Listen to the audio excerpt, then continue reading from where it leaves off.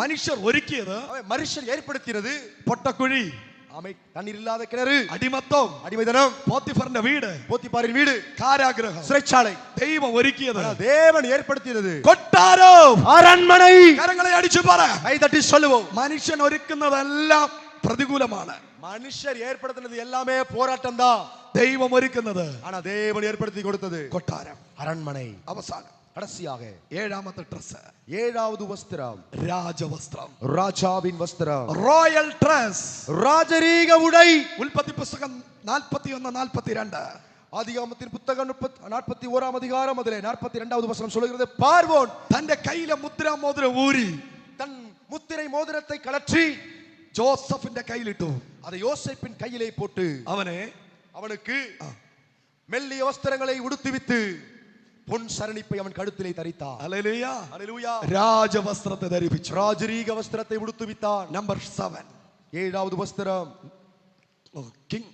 Royal dress, ராஜரீக உடை, kingly dress, ராஜரீக வஸ்திரம். 2025 നിനക്ക് റോയൽ ബ്ലെസ്സിംഗ്, உங்களுக்கு ஒரு ராஜரீக ஆசீர்வாதம் உண்டு. റോയൽ കാർ വരാൻ പോകുന്നു, ராஜரீக கார் வர போகிறது, റോയൽ പ്രോപ്പർട്ടി വരാൻ പോകുന്നു. ராஜரீக.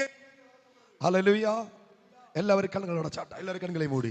ഈ വസ്ത്രം ആർക്കും ഊരിയെടുക്കാൻ പറ്റത്തില്ല. இந்த வஸ்திரத்தை யாராலும் முறிந்து கொள்ள முடியாது. ഈ വസ്ത്രം ആർക്കും ഊരിയെടുക്കാൻ പറ്റത്തില്ല. இந்த வஸ்திரத்தை யாராலும் கழற்றி விட முடியாது. ഇത് രാജാവിന്റെ വസ്ത്രമാണ്. இது ராஜாவின் உடை. ഒരു രാജവസ്ത്രം ദൈവം ധരിപ്പിക്കാൻ പോവാ. ராஜ வஸ்திரத்தை தேவன் உடுத்துவிக்க போகிறார். ഇത് അധികാരത്തിന്റെ വസ്ത്രമാണ്. இது அதிகாரத்தின் வஸ்திரம். ഇത് രാജാവ് ധരിപ്പിച്ച വസ്ത്രമാണ്. இது ராஜா உடுத்துவித்த வஸ்திரம். എന്ന് നിന്നെ ഈ വസ്ത്രം ദൈവം ധരിപ്പിക്കാൻ പോവാ. எல்லோருக்கும் கர்த்தர் இந்த வஸ்திரத்தை உடுத்துவிக்க போகிறார். അധികാരമുള്ള വസ്ത്രം ധരിപ്പിക്കാൻ പോവാ. அதிகாரத்தின் வஸ்திரத்தை உடுத்துவிக்க போகிறார்.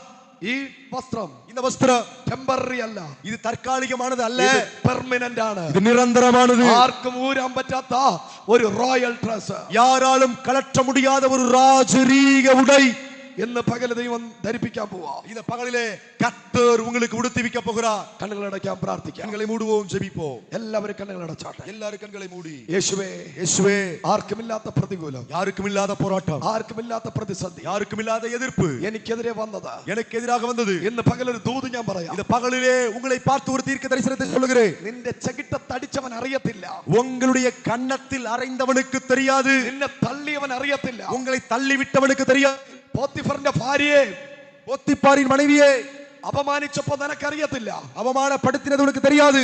കള്ളക്കേസിൽ കുരുക്കാൻ നോക്കിയപ്പോ നിനക്കറിയത്തില്ല, பொய் கேஸ்ல சிக்க வைக்க நினைத்தவருக்கு தெரியாது. നാളെ നീ അവനെ സലോട്ട് ചെയ്യേണ്ടി വരും. ஓ, நாளை நீ அந்த ஹல்லேலூயா அதிகாரிக்கு முன்பதாக நீ வணங்க வேண்டி வரும் என்று. ജോസഫിന്റെ മുമ്പിൽ നീ സല്യൂട്ട് ചെയ്ത് നിൽക്കേണ്ടി വരും. யோசேப்புக்கு முன்பதாக சல்யூட் பண்ணி நிக்க നീ സല്യൂട്ട് ചെയ്യേണ്ടി വരും. நீ சல்யூட் பண்ண வேண்டி வரும். നിന്നെ അടിച്ചവനും, உங்களை அடித்தவரும், നിന്നെ തള്ളിയവനും, தள்ளினவர்களும், നിന്നെ നിന്ദിച്ചവനും, உங்களை நிந்தித்தவரும், നിന്നെ പരിഹസിച്ചവനും, பரிகாசம் செய்தவரும் നിന്റെ മുമ്പിൽ നിന്ന് உங்களுக்கு முன்பதாக நின்று സല്യൂട്ട് ചെയ്യുന്ന ഒരു നാൾ വരാൻ പോകുന്നു. சல்யூட் பண்ணுகிற காலம் வர போகிறது. നിന്റെ കയ്യിൽ നിന്ന് உங்க கையில் இருந்து സാലറി വാങ്ങുന്ന നാൾ വരാൻ പോകുന്നു. சம்பளம் வாங்கக்கூடிய நாட்கள் வர போகிறது. കണ്ണുകളടയ്ക്കാൻ പ്രാർത്ഥിക്കാം. கண்களை மூடுவோம், ஜெபிப்போம்.